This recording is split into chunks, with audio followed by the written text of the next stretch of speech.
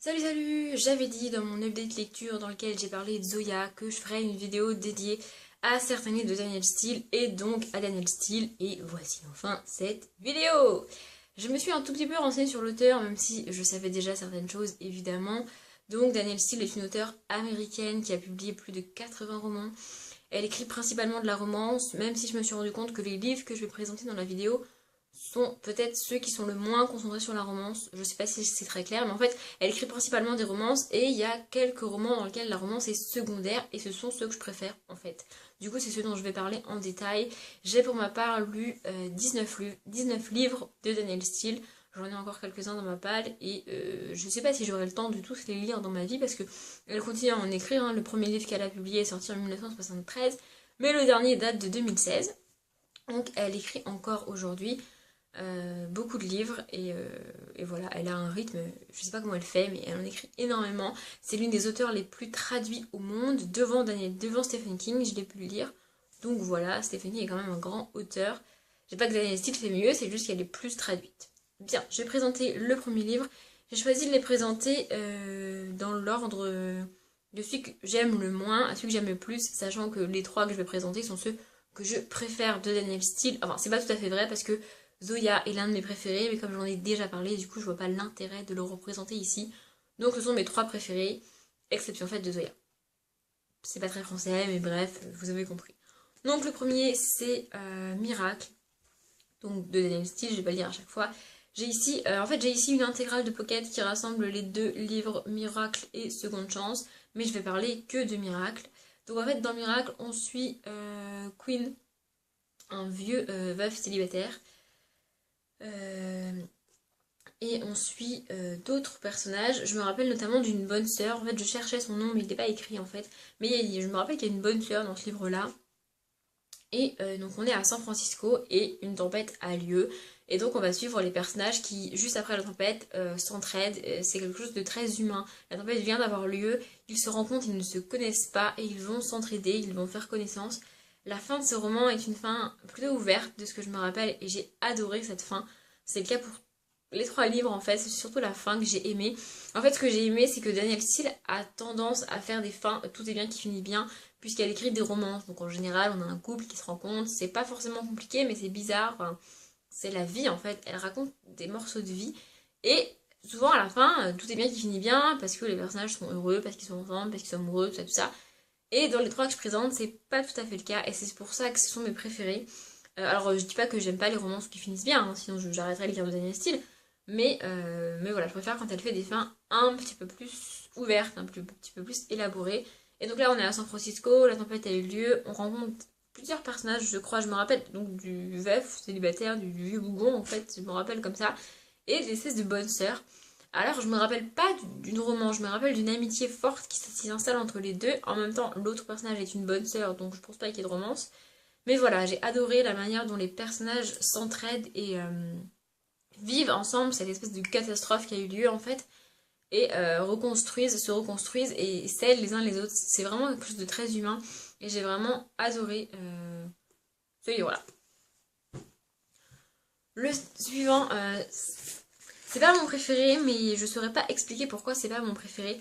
Mon préféré de Danielle Steele, c'est le dernier que je vais présenter.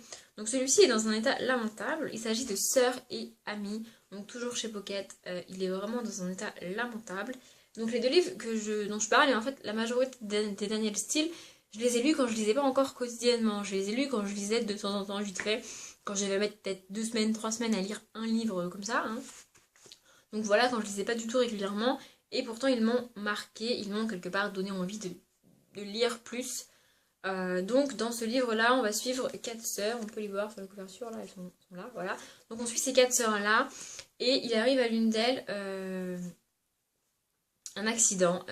Alors je ne sais pas si, je ne me rappelle plus si l'accident a lieu et qu'on le lit quand il est en train de se dérouler, ou si le livre démarre juste après que l'accident ait eu lieu. Mais je ne sais pas si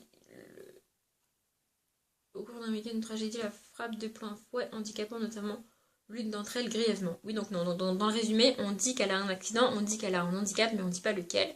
Je pensais qu'on allait le dire, mais c'est mieux de ne pas le dire en fait. Donc voilà, une des sœurs a un accident, une des sœurs devient handicapée, enfin elle a un handicap physique qui va bouleverser sa vie, son quotidien, elle va devoir changer sa manière de vivre, sa manière d'appréhender la vie parce qu'il y a des choses qu'elle ne peut plus faire du fait de ce handicap-là. Je vais encore une fois pas dire c'est quoi comme handicap parce que je trouve que c'est mieux de le découvrir. Et donc voilà, les quatre sœurs enfin en fait les trois autres sœurs vont aider celle qui est handicapée parce que ça vraiment, vraiment ça bouleverse son quotidien de manière enfin, énorme quoi. Elle ne peut plus rien faire comme avant après cet accident-là et c'est difficile moralement pour elle aussi. Et donc du coup, ses sœurs vont l'aider. Et de ce que je me rappelle, il y a aussi toute une... Enfin, les trois autres sœurs ont des problèmes. Alors comparé au handicap de celle qui a eu l'accident, c'est rien du tout. Mais ça reste des problèmes, je crois, de sentiments, de couple ou avec leurs enfants. Enfin, je sais plus trop, de famille. Comme ça, il y a elles ont des problèmes dans leur vie, enfin, des problèmes de la vie quotidienne qui, encore une fois, à côté du handicap de leur sœur, est minime mais ça a quand même leurs problèmes. Et du coup, les quatre sœurs vont, les trois sœurs vont non seulement aider celle qui est handicapée, mais les quatre sœurs vont s'entraider et celle qui a eu l'accident va aussi aider ses sœurs. Et j'ai trouvé ça vraiment magnifique de voir cette fraternité. Ça parle pas de famille au sens propre, ça parle juste de ces quatre sœurs qui vont s'entraider. Alors oui, ces quatre sœurs, elles sont de la même famille, mais il n'y a pas de lien de parents, d'enfants, de cousins, cousines ou d'oncles et tantes. C'est vraiment juste les quatre sœurs et j'ai adoré. Encore une fois, je ne me rappelle pas de la fin de ce roman, en fait. Mais si elle ne m'a pas marqué... Enfin, si ça avait été une fin de tous les mains qui finit bien, ça m'aurait énervé, ça m'aurait marqué. Donc c'est pas le cas.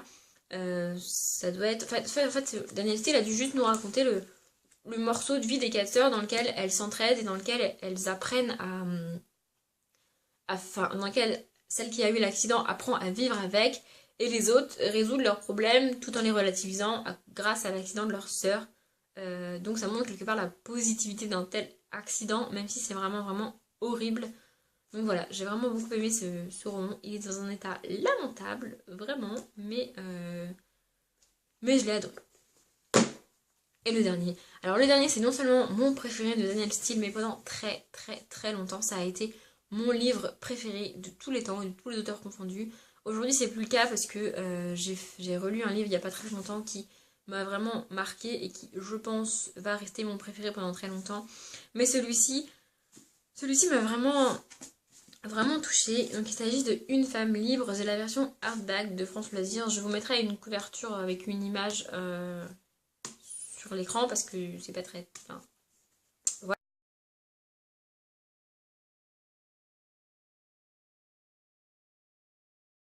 voilà, j'ai retiré la jaquette parce que j'aime pas les jaquettes. Du coup, c'est pas très visuel. Donc dans ce livre, on rencontre une jeune fille, alors je ne sais plus comment elle s'appelle, je me rappelle bien de l'histoire, mais comme c'est la version hardback, j'ai pas le résumé derrière pour avoir son prénom, donc je sais plus comment elle s'appelle. Mais on suit cette jeune fille en 1912, tout va bien dans sa vie, elle vit à New York, elle est heureuse, tout va bien, sauf qu'en 1912 a lieu l'accident du Titanic et elle perd son frère et son père et donc elle part en Europe. Alors je sais plus trop dans quelles conditions elle part en Europe, mais le fait est qu'elle part en Europe, elle épouse son meilleur ami, tout va bien pour elle. Jusqu'au jour où, sans en dire trop, son mariage capote, en gros, c'est une catastrophe. Et donc, je crois que c'est à ce moment-là qu'elle part en Europe. Elle débarque, on est en 1912, la Seconde Guerre mondiale est ensuite déclarée et elle devient infirmière dans les camps pour les soldats en fait. Donc elle devient infirmière, elle se découvre une totale passion pour ce métier en fait. Elle adore ça.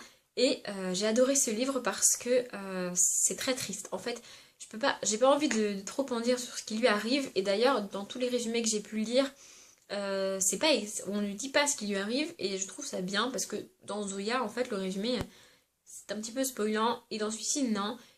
Donc du coup, il lui arrive quelque chose de vraiment, vraiment horrible. Elle se retrouve toute seule dans un pays qu'elle ne connaît pas. Donc elle est en France alors qu'elle est américaine à la base. Elle est toute seule, elle n'a pas d'amis à qui parler. Son mariage a totalement capoté, elle est devenue un petit peu orpheline puisqu'elle a perdu son père et son frère. Enfin voilà, c'est très dur. Et en plus de ça, il lui arrive autre chose qu'elle doit gérer. Et comme elle n'a personne avec qui gérer ça, eh bien c'est très compliqué pour elle, surtout à cette époque-là. Et donc on va suivre son combat en fait pour essayer de... C'est très difficile d'expliquer sans dire ce qui m'arrive. Hein. Donc c'est son combat, en fait, elle essaye de vivre au quotidien malgré les critiques qu'elle se prend et malgré le fait que ce qu'elle est en train de vivre n'est pas éthique selon la société. C'est ça qui est difficile, c'est qu'il lui arrive quelque chose qu'elle n'a pas demandé, elle n'a rien demandé, elle ne l'a pas cherché, elle ne l'a pas provoqué, mais ça lui arrive et dans la société qu'elle vit en plus, ce qui lui arrive est très mal vu et donc elle est obligée de gérer ça. Euh, alors aujourd'hui ça n'arriverait pas parce que la société est faite que, enfin a évolué encore heureusement bien sûr, mais on est en 1914-1915 et c'est très difficile pour elle. Et donc on est du début à la fin avec cette femme qui, un petit peu comme Zoya d'ailleurs, est obligée de se battre. Alors Zoya n'est pas toute seule parce que Zoya se marie et a des enfants au cours du livre, mais elle est vraiment toute seule et j'ai vraiment adoré. Et encore une fois, à la fin, Danielle Steele aurait pu choisir de faire une fin un peu trop facile, en mode elle rencontre un nouveau mec, elle se marie et tout va bien pour elle.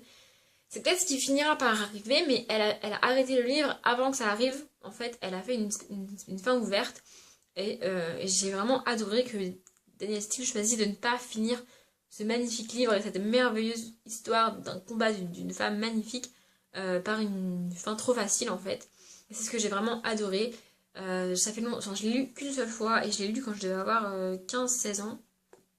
Et je pense que je le relirai un jour parce que j'ai vraiment adoré. Pardon, je viens de me rendre compte qu'il y a une page qui est pliée. C'est triste.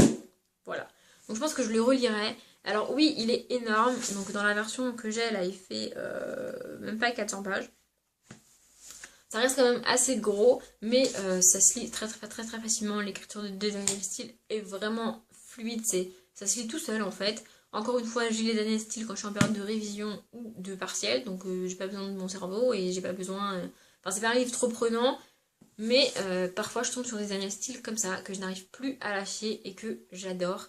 Et vraiment, si vous devez ne lire qu'un Danielle Steele, par pitié, lisez celui-là, s'il vous plaît, s'il vous plaît.